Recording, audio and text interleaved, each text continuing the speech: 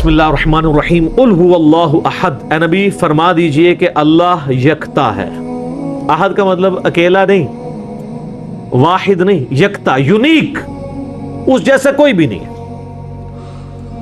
اللہ الصمد، وہ بے نیاز ہے۔ یہ تو ہم اس کا بالمفہوم ترجمہ کرتے ہیں، اصل اس کا ترجمہ یہ کہ سب کا پشت پناہ وہ ہے، سب کے پیچھے وہ ہے، سب کا سہارا وہ ہے، اس کا سہارا کوئی نہیں ہے۔ سمد عربی میں اس چٹان کو کہا کرتے تھے جو جنگ میں دشمن سے بچنے کے لیے پیچھے پہاڑ لیا جاتا تھا تاکہ پیچھے سے حملہ نہ ہو، اس پہاڑ کے لیے بھی سمد کا لفظ استعمال ہوتا تھا۔ اللہ الصمد، اللہ بے نیاز ہے۔ لم یلد ولم یولد، نہ اس نے کسی کو جنا اور نہ وہ کسی سے جنا گیا، یعنی اس کا بھی کوئی باپ نہیں ہے اور نہ وہ خود کسی کا باپ ہے۔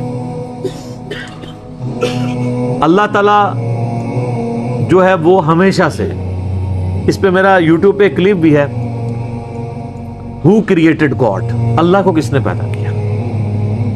تو اس میں نے ٹیکنیکلی میتھمیٹیکلی اس چیز کو ڈسکس کیا کہ اگر for the sake of argument یہ مان لیا جائے کہ ہر چیز کا کوئی خالق ہے تو خدا کا بھی کوئی خالق ہوگا، حالانکہ یہ ڈیفینیشن غلط ہے۔ خالق کی ڈیفینیشن یہی ہے کہ جس کا کوئی خالق نہ ہو۔ اگر اس کا کوئی خالق ہوگا پھر خالق نہ ہوا وہ تو مخلوق ہوئی۔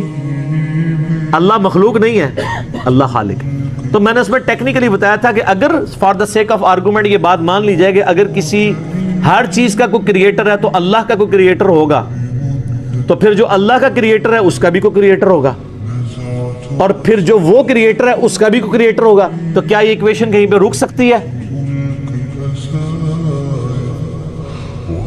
تو یہ تو ساری فالس سٹیٹمنٹ ہو جائے گی۔ جبکہ دوسری طرف ریالٹی ہے کہ ہم موجود ہیں، مخلوق ہے، یہ ایک حقیقت ہے۔ اس حقیقت کو ریورس کرنے کے لیے اگر یہ مانا جائے کہ ہمارا کوئی کریٹر، اس کا بھی کوئی کریٹر، اس کا بھی کوئی کریٹر، تو دوسری طرف تو آپ حقیقت تک پہنچ ہی نہیں سکتے، انفینٹ ہے۔ تا وقت کہ آپ کسی ایک کو ایسا نہ مان لیں کہ جس کا کوئی کریٹر نہ ہو، جہاں سے سب سٹارٹ ہوئے ہوں، تو سر وہی تو ہے لم یلد ولم یولد۔ میتھمیٹیکلی یہ سٹیٹمنٹ اسی وقت درست ہوگی جب کسی ایک کو ایسا ماننا پڑے کہ اس کا، ورنہ تو یہ شروع رکے گی نہیں۔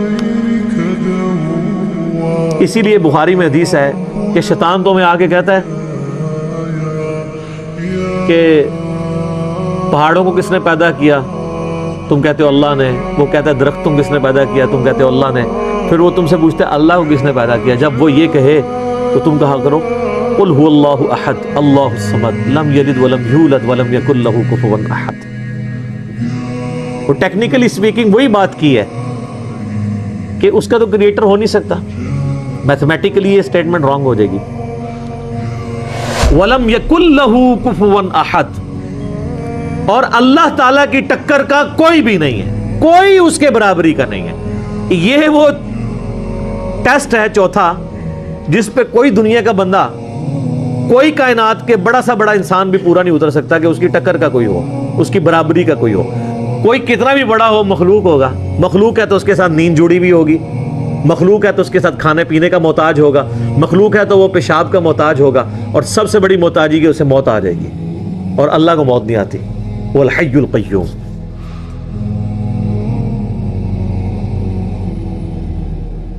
وہ خود سے زندہ ہے اور ہر چیز کو تھامنے والا ہے۔ تو یہ سورہ اخلاص یونیک صورت ہے اس اعتبار سے، اسی لیے اسے کہا جاتا ہے ٹچ سٹون آف تھیالوجی۔ توحید کی کسوٹی ہے کہ اللہ یکتا ہے، وہ بے نیاز ہے، سب اس پہ ڈیپینڈنٹ ہے، وہ کسی پہ ڈیپینڈنٹ نہیں، اور نہ وہ کسی سے جنا گیا، نہ اس نے کسی کو جنا، اور اس کے ٹکر کا، اس کی ہمسری کا کوئی نہیں ہے۔